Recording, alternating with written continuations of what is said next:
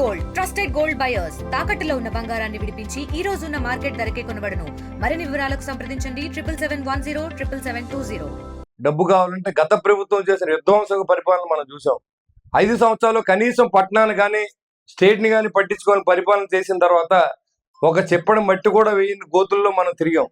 అలాంటి పరిస్థితి నుంచి అన్ని కూడా మనం చంద్రబాబు నాయుడు గారి ఆలోచనతో, పవన్ కళ్యాణ్ గారి ఆలోచనతో మనం ఎన్నుకున్నారు కాబట్టి మరింత బాధ్యతగా పనిచేయండి, నిరంతరం ప్రజల మధ్య ఉండండి, డబ్బు లేదని చెప్పకండి, ప్రజలను భాగస్వామ్యం చేయండి, ఖచ్చితంగా సక్సెస్ అవుతుందని చెప్పి చెప్పడం జరిగింది. దాంట్లో భాగంగా తాడేపూడిని మొదటి వరుసలో నిలబెట్టి తలుచుకుంటాం.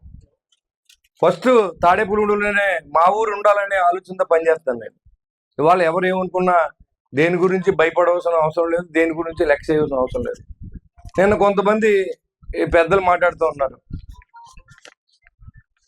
నేను ఒకటే చెప్తున్నా, ఇవాళ ఎమ్మెల్యేగా అయ్యానంటే పవన్ కళ్యాణ్ గారు నాకు మ్యాండేట్ ఇచ్చినందువల్ల, తాడేపూడి కాన్స్టిట్యూన్సీలో ఉన్న ప్రజలు ఓట్లు వేసినందువల్ల అయ్యాను. కానీ ఎవరి త్యాగాలతో నేను అవలేదని కూడా నేను క్లారిటీ ఇస్తాను.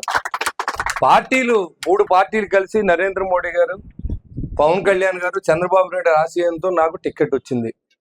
ఖచ్చితంగా టికెట్ వచ్చిన తర్వాత గెలిపించడం అనేది ప్రజలు చేయవలసిన అవసరం ఉంది. ప్రజలు అత్యధిక మెజార్టీని ఇచ్చారు. తాడేపూడి కాన్స్టిట్యూన్సీ ఏర్పడిన తర్వాత 62,500 మెజార్టీతో నన్ను నెగ్గించారు. నేను ఒక సామాన్యుడిని. మా నాన్నగారు ఒక ఆర్టీసీ డ్రైవరు. ఆ స్టేజ్ నుంచి ఒక ఎమ్మెల్యే ఎదగడానికి నా జీవితం అంతా కష్టపడ్డాను. ఇవాళ చాలా మంది మాట్లాడుతుంటే చాలా బాధేస్తుంది. ఎందుకంటే ఎలా ఉందంటే, నాతో ఉన్న కొంతమంది వ్యక్తులు నేను చనిపోతే బాగుండు, వెంటనే నాకు బై ఎలక్షన్ వస్తే నెగ్గితే ఎమ్మెల్యేని అయిపోతారన్న విధంగా ఆలోచన చేయడానికి నేను భరించలేకపోతున్నాను దాన్ని. నేను గెలిచిన తర్వాత నిరంతరం ప్రజల కోసమే పనిచేస్తా ఉన్నా. నా సొంత వ్యాపారం మానేశాను. నేను ఎక్కడా కూడా ఎవరిని ఇబ్బంది పెట్టలేదు. ఇటు తెలుగుదేశం మిత్రులు కానీ, అటు జనసేన కానీ, అటు బీజేపీ కానీ. నేను ఎన్డీఏ ఎమ్మెల్యే, నేను ఏ పార్టీకి సంబంధించిన వ్యక్తిని కాదు.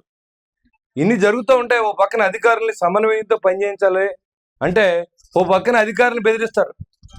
నువ్వు ఉండాలని లేదా, పైన మా పార్టీ ఉంది, నేను పంపేస్తాం. ఏం పంపేస్తారు మీరు? నేను ఎన్డీఏ ఎమ్మెల్యేని, నేనేమి వైఎస్ఆర్సీపీ ఎమ్మెల్యేని కాదు. ఇక్కడ అధికారులను కూడా పరిరక్షణ చేసుకోవాల్సిన అవసరం ఉంది. అధికారులకు అవసరం నాకు పూర్తిగా ఉంది. అధికారులు చేయకపోతే నేను చేయలేను.